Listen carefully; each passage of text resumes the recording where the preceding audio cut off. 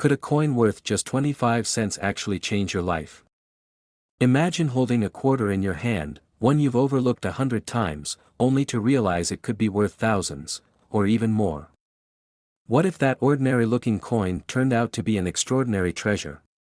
Today, we're unlocking the mystery of the 2006 Canadian 25-cent coin, a piece of currency with stories of rare minting errors, unique variations, and hidden value that has collectors clamoring.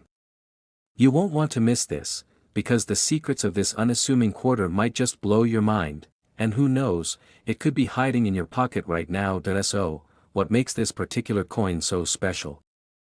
On the surface, the 2006 Canada quarter doesn't seem remarkable. It's part of everyday circulation, passed around in change and overlooked countless times. But as we'll discover, not all 2006 quarters are created equal. Some of these coins have distinct characteristics that set them apart, elevating them from mere change to coveted collectibles. By the end of this video, you'll know exactly what to look for, how to identify the rare gems, and even how to cash in if you happen to strike gold, or, in this case, silver and steel. Before we dive into the rare features and hidden value, let's step back and understand the backdrop of the 2006 Canadian quarter. Every coin tells a story, and this one is no exception. Canadian quarters have been a staple of the country's currency since the late 19th century, and their design is steeped in tradition. On one side, you'll find the iconic image of Queen Elizabeth II, an enduring symbol of Canada's ties to the monarchy. Flip it over, and there's the majestic caribou, a nod to Canada's natural beauty and wildlife heritage. Now, the 2006 quarter adhered to this traditional design. It was minted with the same steel core plated with nickel and copper, weighing a mere 4.4 grams and measuring 23.88 millimeters in diameter. Yet, it's the seemingly subtle details that hold the key to its hidden value. These coins were minted in two locations, Ottawa and Winnipeg, two hubs of the Royal Canadian Mint known for their high standards. But even the best minting processes can't escape the occasional hiccup, and that's where the magic begins. What makes the 2006 quarter truly fascinating are the rare errors and variations that have surfaced over the years. Let's start with mint errors. These are the accidental quirks that occurred during the production process, and they're like a jackpot for collectors. Imagine a coin where the design appears to be layered or shifted, creating what's known as a die clash. This happens when the dies, the tools that imprint the coin's design, misalign and strike each other, leaving behind overlapping patterns. Then there are off-center strikes, where the entire design of the coin seems misaligned, as though the caribou decided to shift to the side. And don't forget about double strikes, an error where the coin gets stamped twice, leaving behind a ghostly second image. These errors are unintentional, of course, but they add a layer of uniqueness that collectors crave. Each flawed coin becomes a one-of-a-kind piece, a tangible slice of minting history. But errors aren't the only story here. Variations in design and composition also play a big role. For example, have you ever noticed a tiny P mint mark on some Canadian coins? This little detail, present on some 2006 quarters, signifies a special process that applies a protective coating to the coin. While many coins from 2006 bear this mark, some don't, and those without it are rarer, sparking the interest of collectors. Another intriguing variation is the coin's magnetic properties. Most 2006 quarters are magnetic because of their steel composition, but some are non-magnetic due to a mix-up in the metal used. Non-magnetic quarters are especially prized because they represent an anomaly in production. And anomalies, as you might guess, often translate to value. So, just how valuable can these coins be? Let's start with the standard 2006 quarter. In typical circulation, they're worth their face value of 25 cents, maybe a bit more if they're in pristine condition. But error coins and rare variations are a completely different story.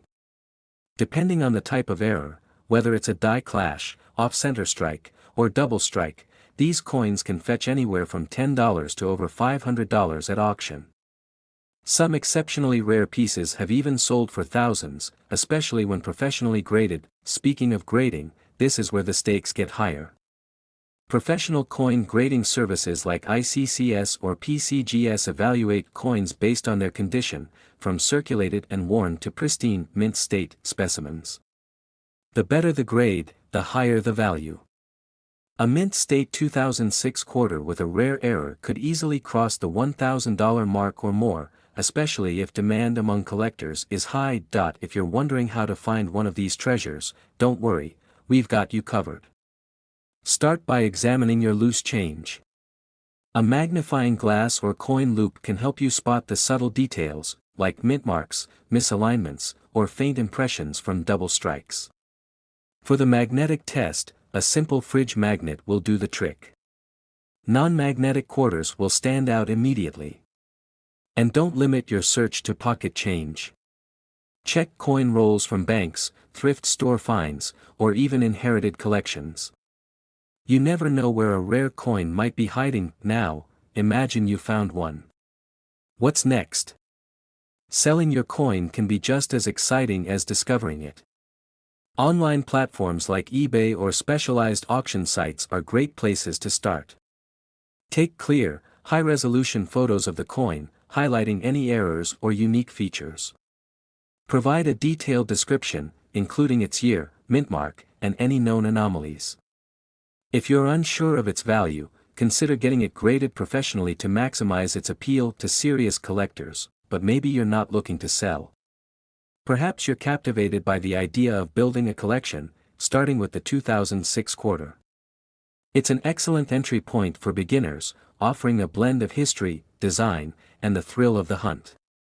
Over time, who knows?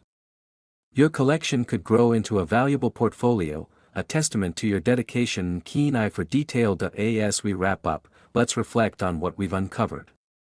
The 2006 Canadian 25-cent coin may seem ordinary at first glance, but it's anything but.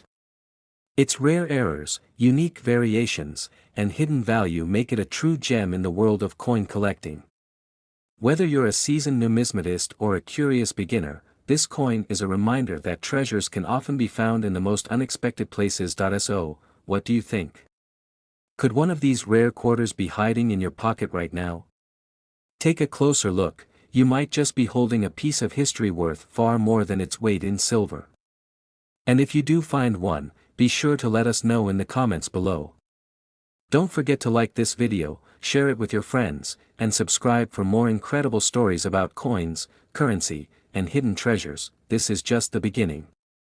The 2006 quarter is one of many secrets waiting to be uncovered in Canadian currency. Could the next coin you examine turn out to be your big discovery? Stay tuned for more, and happy hunting!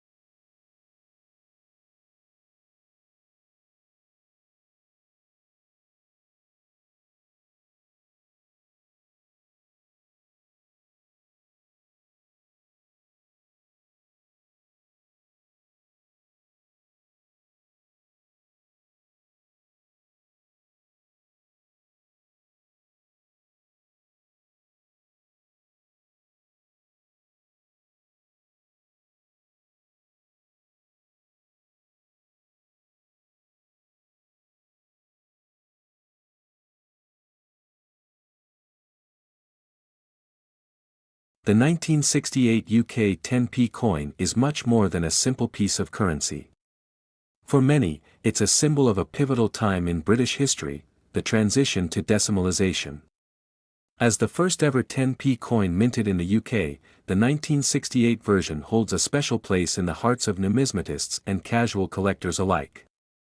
While most of these coins are common and easy to find, certain factors like rarity, condition, and historical significance can make specific examples worth far more than their face value. The introduction of the 10p coin marked a significant moment in the UK's monetary history.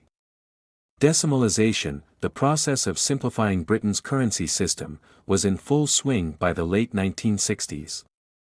For centuries, the British pound had been divided into 240 pence, with coins like shillings, florins, and farthings forming the backbone of everyday transactions. However, this system was seen as complex and outdated, especially as other countries adopted simpler decimal systems. The Decimal Currency Act of 1967 set the stage for this transformation. It introduced a phased plan to replace traditional denominations with coins and notes based on a system of 100 pence to the pound. Among the first coins introduced under this new system was the 10p coin, which was equivalent to the old 2-shilling coin. In 1968, the Royal Mint began producing the 10p coin in large quantities. Its design reflected a blend of modernity and tradition, featuring a crowned lion on the reverse, symbolizing British strength and heritage. On the obverse, a portrait of Queen Elizabeth II, designed by Arnold Machin, represented continuity and stability during a period of change. The design of the 1968 10p coin is both simple and elegant, making it a timeless piece of British coinage. The reverse side features a crowned lion passant guard ant, a motif long associated with British heraldry. This design, created by Christopher Ironside, was chosen to represent the nation's heritage and pride. On the obverse, Arnold Machin's iconic portrait of Queen Elizabeth II graces the coin.